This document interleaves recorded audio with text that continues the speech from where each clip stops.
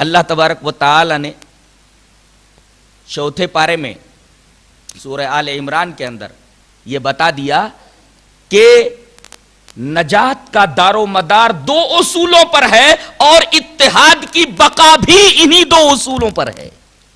اتحاد باقی رہے گا انہی دو اصولوں کے پیش نظر. جو ان دو اصولوں کو برتے گا وہ متحد رہے گا، اور نجات جنہیں چاہیے وہ ان دو اصولوں کو اپنی زندگی میں لائیں. وہ دو اصول کیا ہیں؟ اللہ تبارک و تعالی نے فرمایا یا ایھا الذین آمنوا اتقوا اللہ حق تقاتہ ولا تموتن الا وانتم مسلمون. پہلی چیز تقوی ہے، یہ پہلا اصول ہے نجات کا. اور دوسرا واعتصموا بحبل اللہ جميعا ولا تفرقوا. علماء جب تقریر کرتے ہیں تو بات یہاں سے شروع کرتے ہیں واعتصموا بحبل اللہ جميعا، حالانکہ یہ آدھی بات ہے، انہیں بات پہلے سے شروع کرنی چاہیے. یا ایھا الذین آمنوا اتقوا اللہ سے، یا ایھا الذین آمنوا اتقوا اللہ، یہ نجات کا پہلا اصول ہے. اور دوسرا اصول واعتصموا بحبل اللہ جميعا، قرآن و حدیث کو مضبوطی سے تھام لو، یہ نجات کا دوسرا اصول ہے. تو نجات کے دو اصول اللہ تبارک و تعالیٰ کا تقوی اور اعتصام بحبل اللہ، قرآن و حدیث کو مضبوطی سے تھامنا، ان دو چیزوں کے اوپر نجات کا دار و مدار ہے. اگر کسی کو نجات چاہیے تو تقوی اختیار کرے اور قرآن و حدیث کو مضبوطی سے پکڑ لے، نجات مل جائے گی. اور اتحاد بھی انہی دونوں اصولوں کو سامنے رکھ کر کے برت کر کے ممکن ہوگا. اگر ان دو اصولوں کو چھوڑ دیا جائے کبھی اتحاد نہیں ہوگا. آج غور سے دیکھیے، مسلمان جو مختلف فرقوں میں بٹے ہوئے ہیں، اس تفرق، تحزب، تشتت، افتراق، پرا گندگی، ان کے اوپر اگر غور کیا جائے تو معلوم یہ ہوگا کہ یہی دو چیزیں مسلمانوں میں نہیں ہیں. ایک تو تقوی نہیں ہے، اللہ تبارک و تعالیٰ کا خوف نہیں ہے، ڈر نہیں ہے، اور دوسرے انہوں نے قرآن مجید اور احادیث رسول کو پسے پش ڈال دیا ہے، چھوڑ دیا ہے. اعتصام بحبل اللہ بھی نہیں ہے اور تقوی بھی نہیں ہے. اب یہ دو چیزیں جو اتحاد کے دو اصول تھے، ان کو جب مسلمانوں نے چھوڑ دیا ہے تو اتحاد کیسے ہو سکتا ہے؟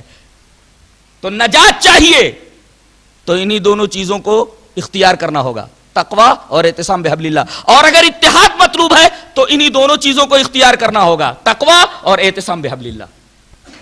اور ولا تفرقوا کہہ کر کے تو قرآن حکیم نے ایک عجیب بات فرما دی کہ تفرقہ بازی ختم ہو ہی نہیں سکتی اگر یہ دو اصول تم لوگوں نے پیش نظر نہیں رکھے. تو یوں کہا گیا یا ایھا الذین آمنوا اتقوا اللہ حق تقاتہ ولا تموتن الا وانتم مسلمون واعتصموا بحبل اللہ جميعا ولا تفرقوا. پہلے دو اصول بتائے گئے نجات کے، اتحاد کے دو اصول بتائے گئے، اور پھر ولا تفرقوا کہہ کر کے بتایا گیا کہ تفرقہ بازی ختم ہو ہی نہیں سکتی اگر تمہارے دلوں میں تقوی نہیں ہے اور تم اگر قرآن و حدیث کو مضبوطی سے نہیں پکڑو گے تو.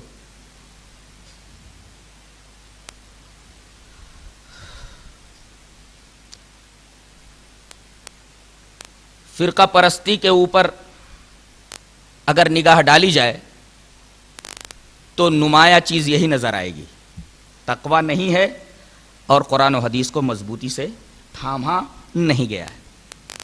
ورنہ قرآن و حدیث کی توضیح، تعبیر، اس کے فہم میں اختلاف ممکن ہے.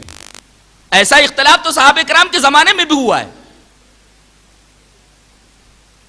لیکن اس اختلاف کے باوجود وہ گروہوں میں نہیں بٹے.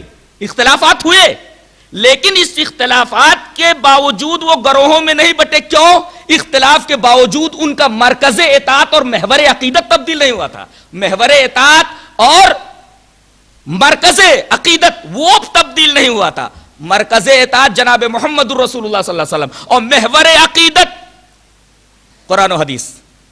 اختلاف کے باوجود ان دونوں مراکز اور محوروں سے الگ نہیں ہٹے تھے، لہذا وہ گروہ بندیوں میں نہیں بٹے. آج غور کریں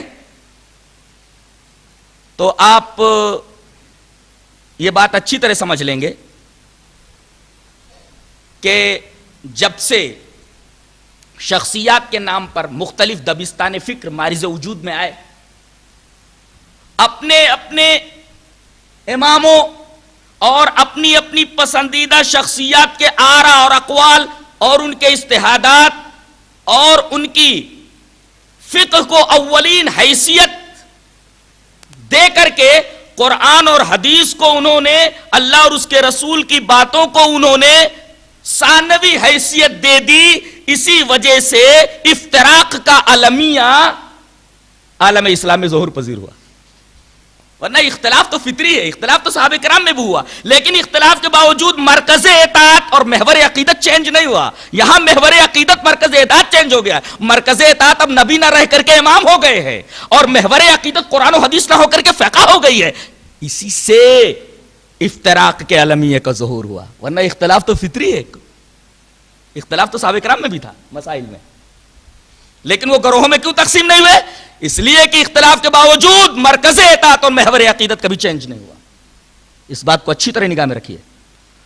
تو ہم یہ بتا رہے تھے کہ نجات کے دو اصول، اتحاد کے دو اصول، تقوی اور اعتصام بحبل اللہ.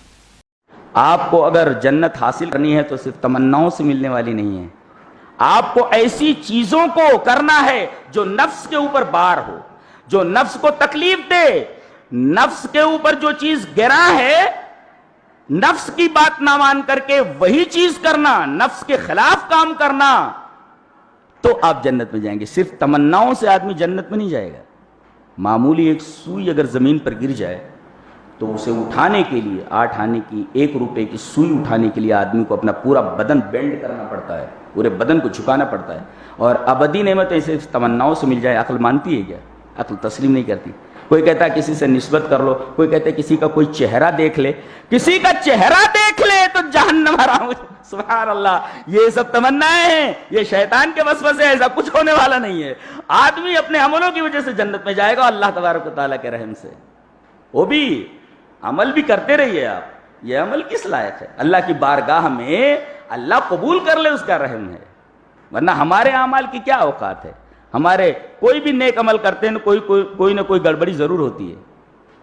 زکوٰۃ دیں گے تو دکھاوا، صدقہ دیں گے تو دکھاوا، نماز پڑھیں گے تو کسی کے دباؤ سے، اور اسی طریقے سے نماز میں بھی سنت رسول کے مطابق نماز نہیں. اسی طریقے سے دنیا بھر کی خرابیاں ہماری ہر نیکی کے اندر رہتی ہیں. بتائیے ان خرابیوں کے ساتھ، الٹی پلٹی نیکیوں کے ساتھ اگر ہم اللہ کے حضور حاضر ہوں، جنت ملے گی؟ سوال ہی پیدا نہیں ہوتا. ہاں، اللہ ان خراب چیزوں کو، ان ردی چیزوں کو اگر اچھے بھاؤ سے خرید لے تو یہ اللہ کا رحم ہی تو ہے. اچھے بھاؤ سے خرید لے، اچھے بھاؤ سے. اور اللہ رحیم ہے. ہمیں استطاعت بھر کرنا چاہیے اور امید رکھنا چاہیے کہ ہماری یہ جو سڑی گلی نیکیاں ہیں اور یہ جو خراب ردی کھجور ہے، ردی مال ہے، تمنا کریں کہ اللہ ہم یہ نیکیاں کر رہے ہیں، اللہ اسے تو اچھے بھاؤ میں خرید لے. اور خریدے گا کیسے؟ جب تیرا رحم ہمارے اوپر ہوگا. تو اللہ کے رحم کی وجہ سے آدمی جنت میں جائے گا. اعمال تو کرنا ہی ہے، لیکن اللہ کا رحم اس کو خریدے گا اچھے بھاؤ کے اندر. انشاءاللہ بک جائیں گے اچھے طریقے سے، اچھا مل جائے گا مال، جنت مل جائے گی انشاءاللہ. کم عمل کرتے ہیں تو ہماری نیکیوں کا حال یہ ہے، کسی کے اندر ریا ہے، کسی کے اندر شو ہے، دکھاوا. ایک کلپ آئی ہے واٹس ایپ کے اوپر. ایک بچی ہے جو زاروں قطار رو رہی ہے، ماں کے پیروں کے پاس بیٹھی ہوئی ہے، پیر دبا رہی ہے، اور ماں ہے کہ سسک سسک کر کے رو رہی ہے. بیٹی پوچھ رہی ہے امی کیا ہوا؟ ماں کوئی جواب نہیں دے رہی ہے. اس کے ہاتھ میں ایک پیپر ہے.